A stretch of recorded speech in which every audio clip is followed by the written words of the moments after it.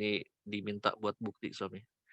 Oke, dilanjut ya. Jadi teman-teman semua, jadi sekali lagi kalau perkuliahan online memang mengharuskan kalian untuk mandiri gitu. Dalam arti kalian harus belajar sendiri, proaktif, baca gitu ya, jangan nunggu dosennya ngasih materi cuma mau baca dari PPT gitu ya, cuma sekedar dengerin podcast saya, nggak begitu. Tapi kalian yang harus aktif baca buku, cari sendiri, buku udah saya kasih malah e-book dan kemudian kalian harus baca. Kalau nggak mau baca yang bahasa Inggris, ya mau nggak mau kalian harus beli yang bahasa Indonesia, gitu.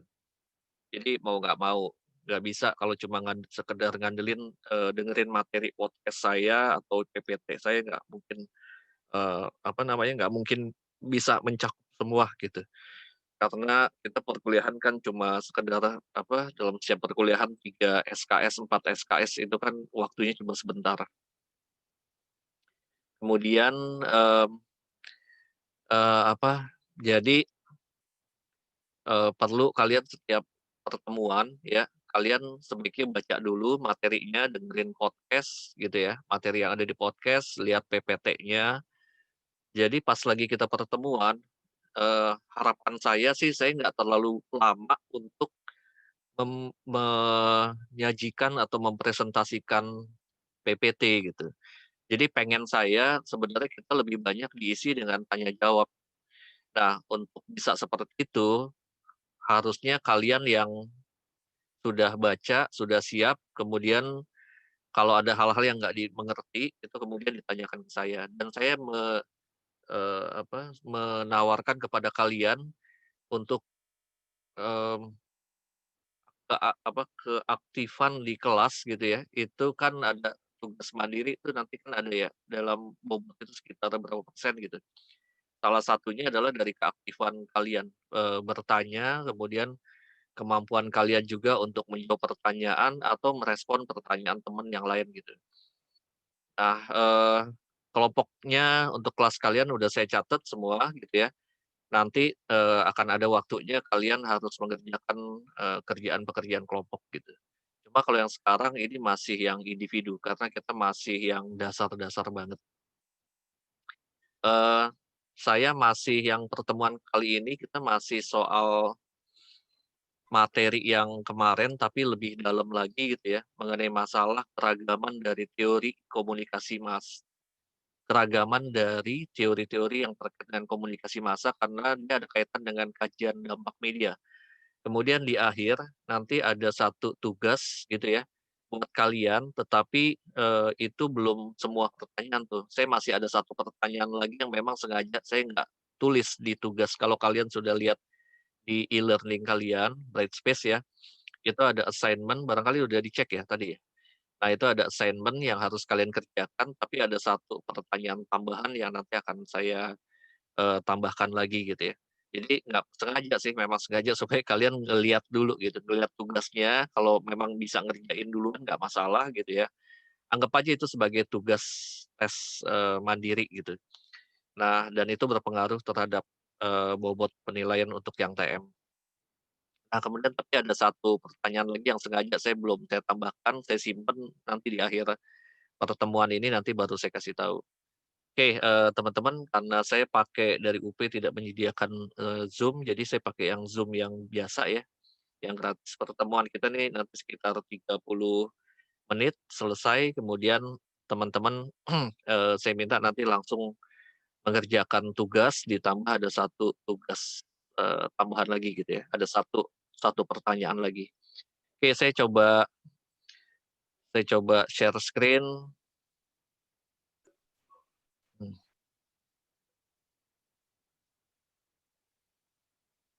bentar ya.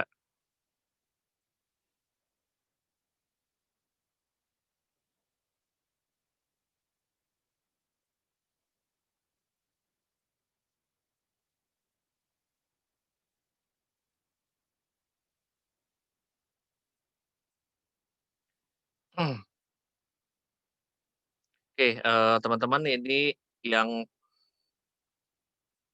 PPT ini sebenarnya udah ada ya sudah saya upload di itu kalian, udah saya posting di e-learning.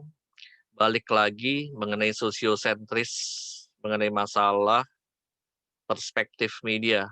Kemarin udah pada baca belum perspektif media? Sudah ngerjain tugas kan ya?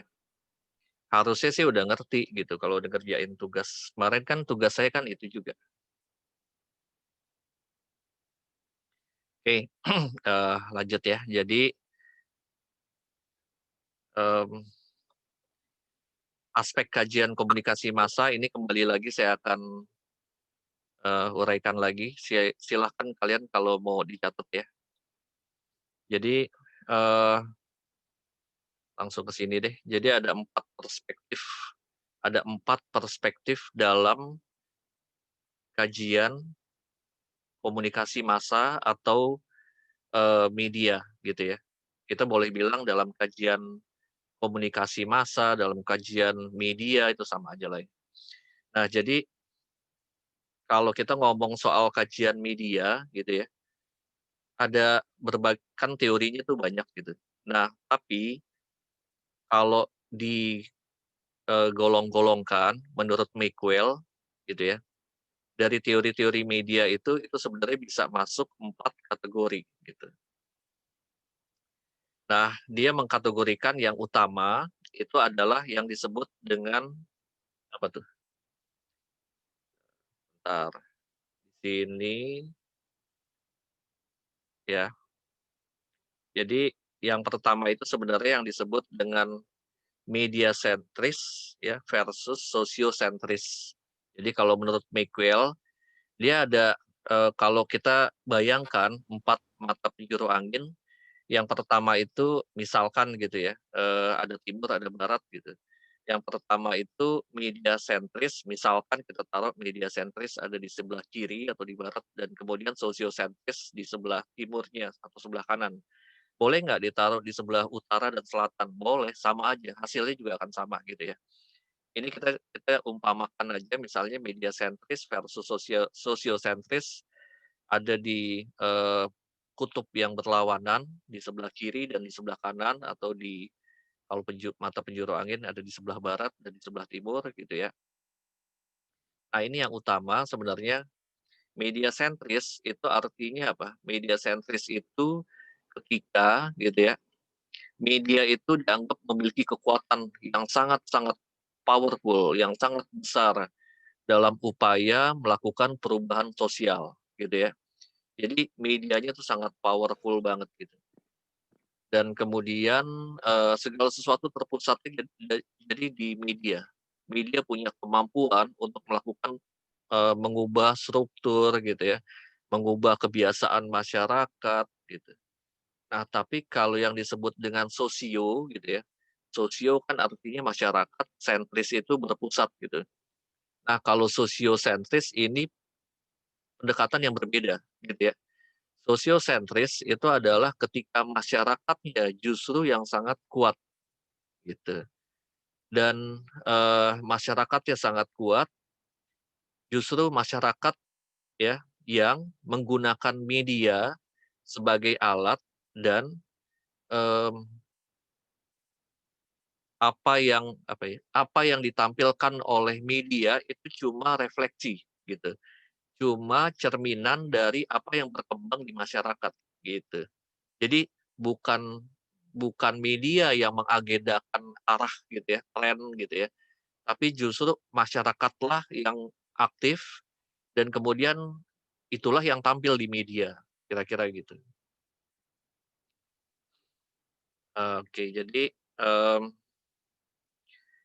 sederhananya sih begitu kira-kira media sentris dan sosiosentris gitu ya. Dan kemudian nanti akan ada lagi tuh yang 2 kutub lagi gitu ya yang berlawanan. Kalau tadi misalnya kita taruh media sentris ada di sebelah barat, kemudian sosionya ada di sebelah timur gitu ya, di sebelah kanan, sebelah timur. Nah, tapi ada lagi nih yang, 2 kutub yang berlawanan yang juga sama, ini mempengaruhi kemudian bagaimana arah arah wajahnya media gitu ya, yaitu yang disebut dengan culturalis gitu ya, atau budaya, kemudian ada lagi yang disebut dengan materialis, cultural centris, materialis centris gitu. Kalau culturalist centris itu adalah ketika ya, eee, masalah budaya itu menjadi suatu masalah yang sangat berpengaruh dalam kehidupan masyarakat sehari-hari. Jadi kalau sebentar, saya langsung aja ya ke satu slide, wait.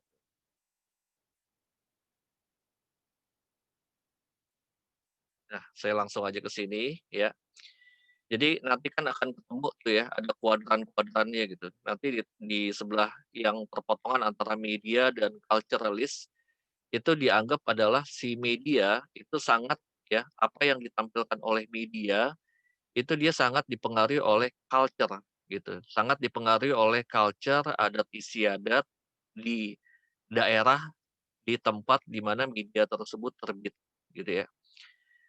Sementara kalau yang disebut dengan media materialis, media tersebut, apa yang ditampilkan, apa yang disajikan, itu ternyata sangat dipengaruhi juga oleh apa, oleh capital. Capital itu apa sih? Ya capital itu contohnya orang yang, eee, pemilik modal gitu ya, pemilik modal, si owner, pemilik dari media tersebut, dia bisa, eee, berkuasa, dia bisa memiliki kebijakan-kebijakan bagaimana arah atau ideologi dari media. Kemudian bisa juga misalnya pemasang iklan itu juga sama gitu ya, kapitalis juga. Pemasang iklan itu juga dia bisa mempengaruhi, arah dari pemberitaan media gitu. Itu yang disebut dengan media materialis gitu ya. Ada kaitannya dengan capital. Kemudian kalau media culturalis diulang lagi itu adalah ada kaitannya, media itu dipengaruhi oleh kultur, budaya setempat dan sebagainya. Nah, kemudian kalau di kuadran yang berikutnya kita akan ketemu nanti ya, kuadran ketiga itu yang sosial kulturalis. Jadi masyarakat sosionya adalah dari society ya. Sosial kulturalis itu adalah masyarakat yang sangat dipengaruhi oleh adat istiadat, budaya gitu, kebiasaan, kepercayaan setempat. Sementara kalau sosial materialis itu adalah masyarakat yang sangat dipengaruhi oleh capital. Jadi budaya, pergerakan, kebiasaan-kebiasaan masyarakat itu dipengaruhi oleh sistem kapital, untung rugi. Bagaimana cara mendapatkan masyarakatnya gitu ya berpikir, individunya berpikir bagaimana caranya kaya dengan secepatnya gitu. Itulah yang disebut dengan sosial materialis di mana em, masyarakat lebih berpikir bahwa kemajuan gitu ya, perubahan dalam masyarakat itu akan sangat dipengaruhi oleh kapital gitu. Contohnya seperti di Amerika gitu ya. Oke, sebelum saya lanjut saya mau oke, saya mau ngecek dulu nih orang-orangnya ada nggak? Zahra Ulaya ada? Ada, Pak. Ya, Zahra Ulaya di-unmute ya. Oke, Zahra, Iya. saya mau tanya, kalau yang disebut ini nggak usah khawatir ya, ini cuma tanya, tapi kalau kamu bisa jawab ya catat, ini kerekam. Jadi ada tambahan nilai untuk TM-nya. Nah, Zahra, kalau untuk yang masyarakat Indonesia, itu dia masuknya di mana? Perspektifnya sosial materialis atau sosial kulturalis? Halo? Eh, Iya, kemana Pak. ini orangnya? Iya, Iya Pak, ada, Pak. iya, silakan dijawab. Jangan diem aja tuh, ini lagi direkam. Gimana? Perspektif Sosial ya, materialis. sosial materialis. Alasannya yes, bagus. Iya. Alasannya apa, Zahra? Alasannya? Eh, Karena, jangan diem orang aja dong. Indonesia itu Ya. enggak, Pak, kan lagi mikir, Pak. Dulu, Mikirnya Pak. jangan kelamaan, ini waktu, durasi ini. Kalau kamu di TV udah Oh, langsung iya. kamu. Kelamaan durasinya, entar kayak yang di IELTS itu lama banget tuh. Gimana gimana? Iya, Karena benar itu. masyarakat Indonesia itu, Heeh.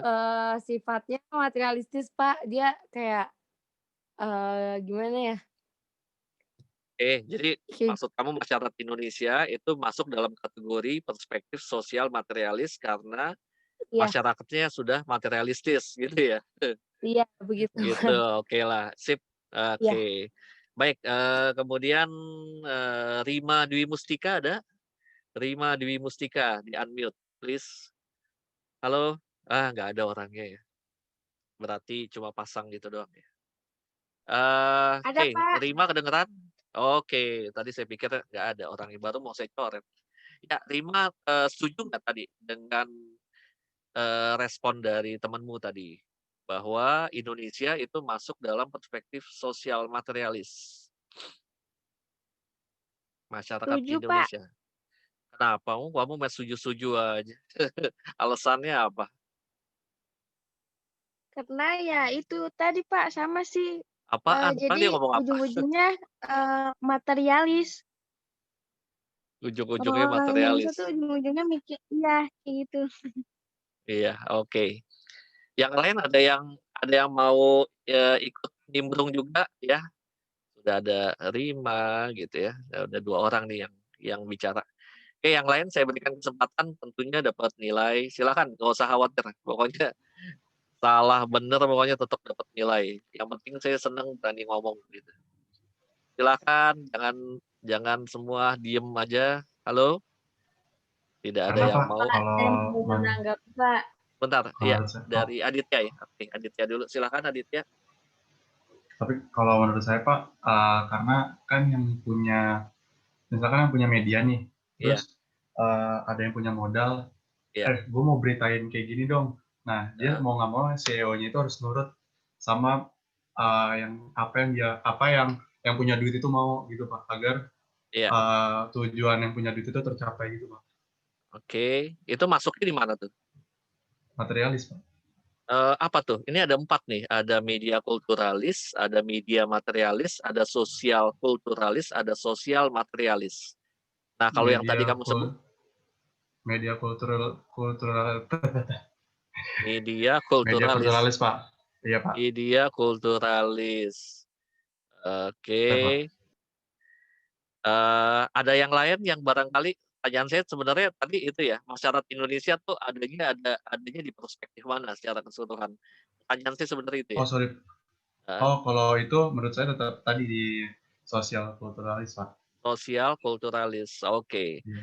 Baik, teman-teman semua, jadi, jawabannya gitu ya, dari teman-teman nggak ada yang salah dan nggak ada yang benar, semuanya benar. Aneh, semuanya benar. Jadi kalau secara keseluruhan tadi betul yang disebut oleh, siapa? Adit ya, Aditya ya namanya ya? Eee, bahwa masyarakat Indonesia itu sebetulnya belum sampai kalau secara keseluruhan, itu belum sampai pada tahap sosial materialis. Tapi baru pada tahap sosial kulturalis, gitu. Perhatikan masyarakat di Jawa yang punya, eee, apa namanya, slogan ya, pepatah atau apa itu, bahwa kumpul, apa namanya, yang penting eee, makan apa namanya, mangan ora mangan sing penting kumpul gitu. Orang Jawa kan suka ngomong gitu ya. Jadi nggak penting, nggak makan pun nggak masalah, yang penting kumpul gitu. Ada lagi kepercayaan, punya anak banyak itu mendatangkan, eee rezeki jadi banyak gitu. Anak banyak, rezeki jadi banyak gitu, itu kepercayaan. Nah jadi kalau dibilang secara keseluruhan sih, sebenarnya, masyarakat Indonesia masih pada tahap perspektif sosial kulturalis gitu ya. Kita perhatikan masyarakat yang ada di pedalaman, masih terikat dengan kepercayaan. Betapa masyarakat Indonesia masih banyak yang percaya pada hantu, pada tempat-tempat angker, kemudian masih percaya pada apa ya, hal-hal yang sifatnya, supranatural gitu ya.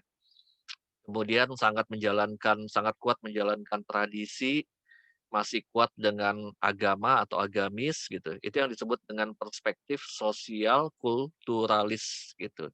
Tapi saya juga nggak menyalahkan, teman kalian yang bilang perspektif sosial materialis, Pak, gitu. Karena apa? Karena betul kalau di daerah urban. Urban tuh maksudnya di perkotaan, kota-kota besar. Kayak misalnya di kota besar seperti di Jakarta gitu ya, Surabaya gitu, itu disebutnya daerah urban. Depok, Semarang, Yogyakarta. Mau nggak sih kalian, diminta tolong oleh seseorang, tapi kalian diminta gratis gitu? Bekerja, tapi nggak ada imbalan uang. Nah, kalau umumnya sih kita udah nggak mau kayak begitu kan. Kita kan maunya kalau kita kerja, berapa jam kita dibayar gitu. Itu yang kira-kira, disebut dengan sosial materialis. Jadi, eee eee kehidupan itu dia juga sangat mempengaruhi arah arah jalannya, peradaban gitu ya, budaya juga itu ternyata sangat dipengaruhi oleh materialis, oleh kapital gitu. Nah, 2 hal ini sosial kulturalis dan sosial materialis, inilah yang kemudian dia berpengaruh pada perkembangan media. Suka atau tidak suka gitu ya, keadaan masyarakat ya, dia berpengaruh pada media. Muncullah tadi yang temanmu sebut itu, ketika seseorang kemudian apa tadi ya, si Adit menawarkan untuk pasang iklan atau dia akan menarik iklan, kemudian si korannya kemudian bersedia untuk membuatkan beritanya sesuai dengan si pemasang iklan gitu ya. Itulah yang disebut dengan media materialis. Contoh seperti misalnya Tempo, majalah Tempo yang sangat idealis tapi pada satu ketika masa lampau itu pernah kemudian, bersedia untuk tidak menerbitkan berita mengenai bahaya merokok gitu ya, karena waktu itu dia terikat kontrak dengan sebuah brand, rokok Indonesia, saya lupa apakah Jarum atau Gudang Garam gitu, tapi pokoknya waktu itu dia terikat kontrak besar, harganya gitu ya selama 1 tahun dan kemudian si brand tersebut mengancam untuk menarik iklannya gitu, kalau Tempo menurunkan berita mengenai, bahaya merokok, hasil liputan investigasi gitu. Jadi pada akhirnya si media tunduk, itulah yang disebut dengan media materialis ketika media juga pada akhirnya juga harus tunduk pada situasi tertentu gitu. Tapi kalau yang disebut dengan media kulturalis, media ini dia nggak bisa dibebaskan juga dari pengaruh budaya gitu. Misalnya ada media yang nulis sesuatu tapi dia memperhitungkan kelompok-kelompok agamis, kelompok Islam di Indonesia.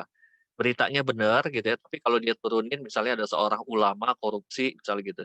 Tapi kalau dia turunin nanti dia bisa didemo, dia bisa nanti dipukulin dan sebagainya, dia takut gitu ya.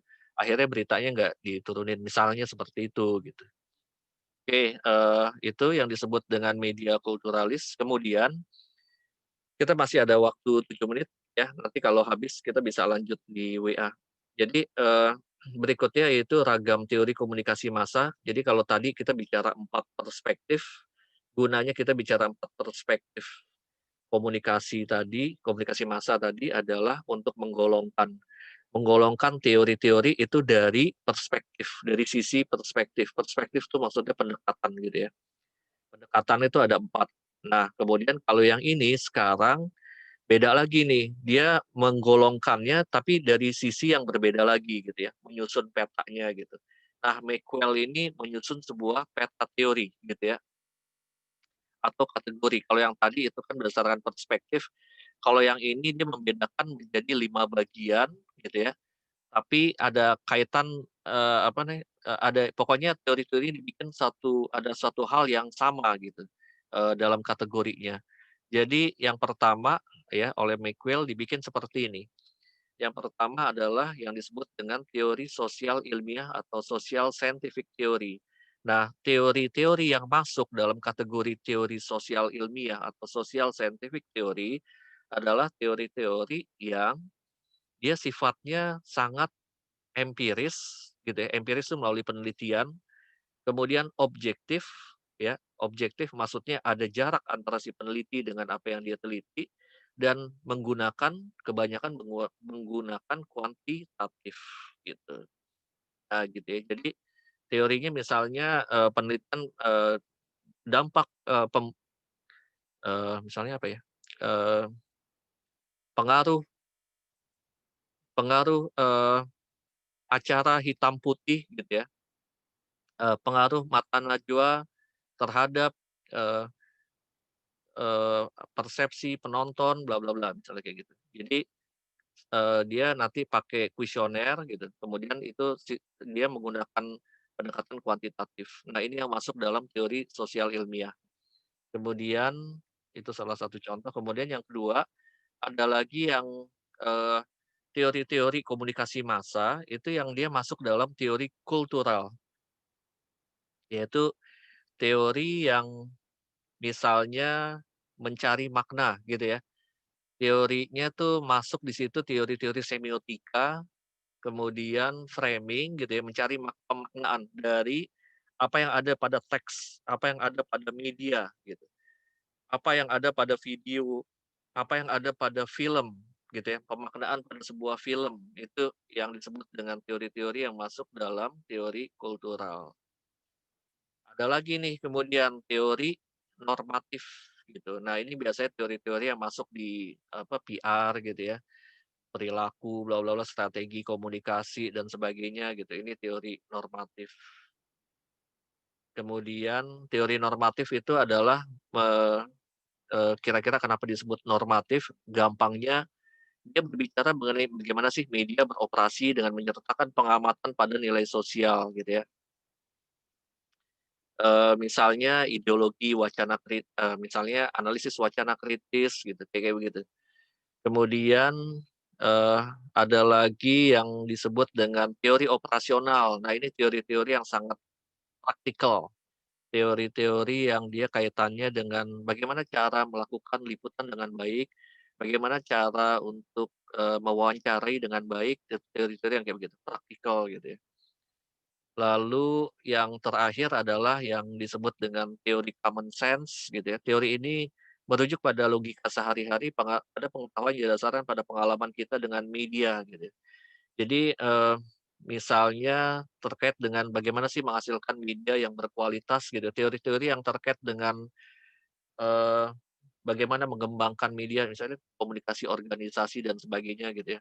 Oh, ini masih ada lagi yang mau masuk. Jadi, teori-teori yang terkait dengan bagaimana membuat media menjadi jauh lebih berkualitas, ini yang masuk dalam teori common sense gitu. Biasanya di komunikasi organisasi juga masuk juga, komunikasi organisasi media dan sebagainya. Eee, saya cukupkan kalau slide-nya sampai di sini ya. Teman-teman barangkali ada pertanyaan?